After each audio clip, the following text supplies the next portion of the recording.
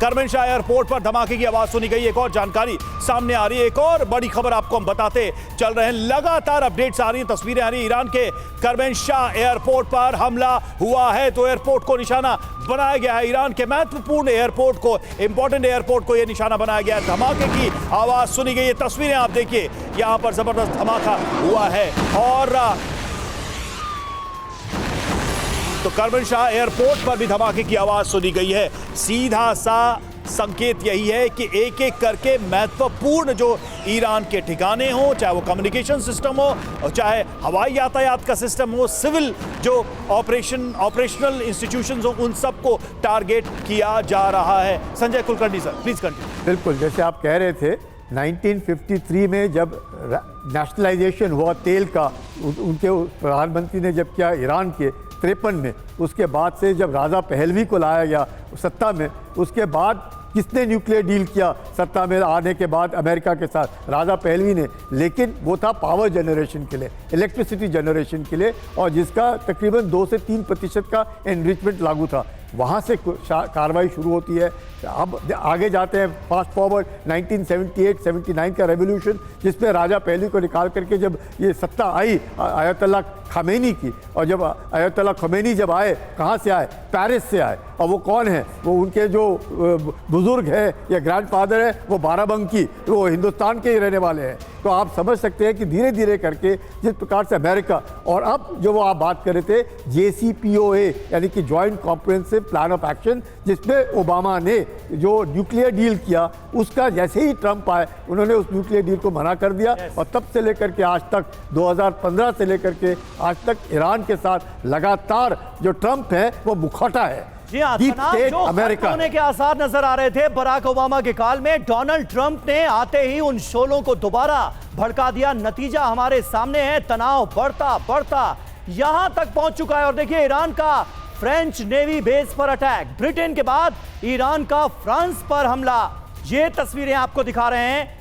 UAE के Abu Dhabi में जो फ्रेंच नेवल बेस था, उस पर अटैक किया गया है। थोड़ी देर पहले ये अटैक की तस्वीरें हमने आपको दिखाई थी। एक बार फिर देखिए कैसे फ्रांस का युद्धपोत अब ईरान की ओर रवाना हो गया है। ये भी जानकारी सामने आ रही है।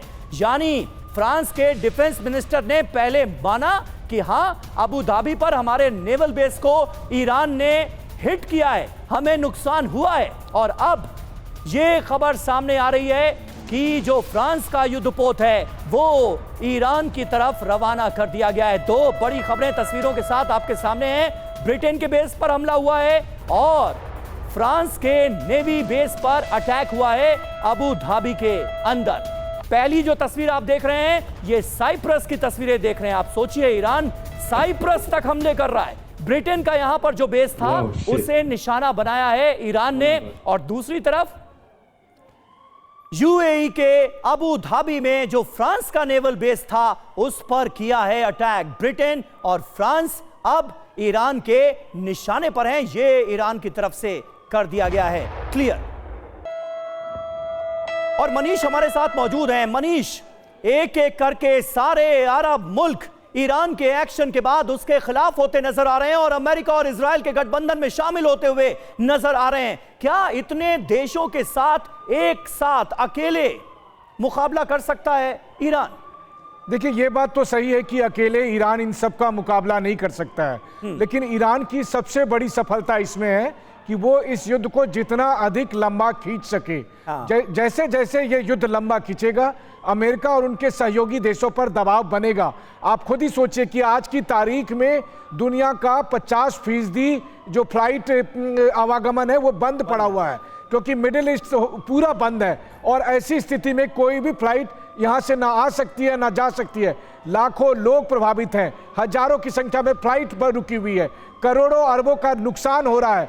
और लगभग में अगर आप कहें तो पूरी दुनिया का सप्लाई चेन डिस्टर्ब हो रखा है। तो ये सब कुछ प्रेसिडेंट ट्रंप की सनक पर बहुत दिन तक चल नहीं सकता है। पूरी दुनिया का अमेरिका पर, इजराइल पर दबाव होगा कि आप ईरान से बात करें। इसलिए इस वक्त ईरान को यह पता है कि बस केवल उसे कुछ हफ्ते तक अगर ये जंग वो खींच ले गया और इसके बाद अगर वो सरवाइव कर गया तो ईरान की अपने आप में यही जीत हो जाएगी। लेकिन हाँ, ये क्या कुछ हफ्ते तक वो रुक पाएंगे, क्योंकि अमेरिका और इजराइल की तरफ से भी आज की तारीख में रोजाना 700 से 800 फाइटर जेट्स के थ्रू लगातार एयर स्ट्राइक किए जा रहे हैं। तो इतने दिनों में अमेरिका और इजराइल मिलकर ईरान की कितनी तबाही करेगा, इसका अंदाजा लगाना मुश्किल है। जीवन जुत्शी जी हमारे साथ मौजूद हैं अमेरिका के कैलिफोर्निया से। जीवन जी, जिस दबाव का हम जिक्र कर रहे हैं कि अगर जंग थोड़ी लंबी खिंचती है, 3-4 हफ्तों की तो तैयारी करके बैठे हैं डोनाल्ड ट्रंप, वो कह रहे हैं 3-4 हफ्ते तो लगेंगे। क्या आपको लगता है कि इन 3-4 हफ्तों में या आगे आने वाले 2-4 दिनों में कोई दबाव डोनाल्ड ट्रंप पर बनेगा? कोई है अमेरिका में, अमेरिकी संसद में, जो ट्रंप को रोक सके? मुझे तो नहीं लगता है कि कोई भी ट्रंप को रोक सकता है। और इस वक्त जो उसने शुरू किया है तो उसको रोकना बहुत मुश्किल है। तो इट इज अनफॉर्चुनेट, लेकिन दैट्स हाउ इट इज। बहुत मुश्किल है उसको रोकना। लेकिन अब हालात कैसे चेंज हो जाते हैं कि the way Iran is retaliating, तो उससे तो साफ जाहिर है कि 2-3-4 हफ्ते में सम चेंजेस मस्ट कम, कुछ ना कुछ तो जरूर होगा। और ट्रंप ने जो अभी अपने स्पीच में कहा कि इट्स ए वॉर सिचुएशन, तो कुछ लोग तो हमारे मिलिट्री वगैरह मारे जाएंगे, which was a very wrong statement. कि पहले ही उसने कह दिया कि भाई हमारे लोग, हमारी आर्मी, हमारे जो आर्म्ड फोर्सेस हैं, तो वो बेचारे भी they will also be killed. तो इसका मतलब है कि he is prepared for this retaliation. तो आई डोंट नो, बहुत मुश्किल है इस वक्त। It's very hard to know कि एग्जैक्टली क्या होगा। लेकिन इतना तो जरूर है कि there is no checks and balances. कोई रोकने के लिए तो है नहीं उसको। कांग्रेस से अप्रूवल नहीं ली है, वो लोग भी कुछ नहीं कर सकते हैं right now. I mean they can not change anything. जो ये कर रहा है तो उसको तो वो करते ही रहेगा टिल ही हिमसेल्फ सीज कि भाई अब नुकसान हमारी तरफ भी आ रहा है, तो we must now do something to stop it. और जोशी जी, वो तो सब जो अमेरिका की पूरी व्यवस्था है एक तरह से उसे ही चुनौती देते हुए नजर आते हैं। टैरिफ के मामले में जो सुप्रीम कोर्ट का फैसला आया, उसमें वो सुप्रीम कोर्ट के खिलाफ बोलते नजर आए। वेनेजुएला को लेकर अमेरिका के अंदर ही इतना विरोध हुआ, लेकिन उसको दरकिनार करते हुए ईरान पर अटैक कर दिया गया। एग्जैक्टली, आप ठीक कह रहे हैं। Nobody was in favour of that, लेकिन उसने कर दिया।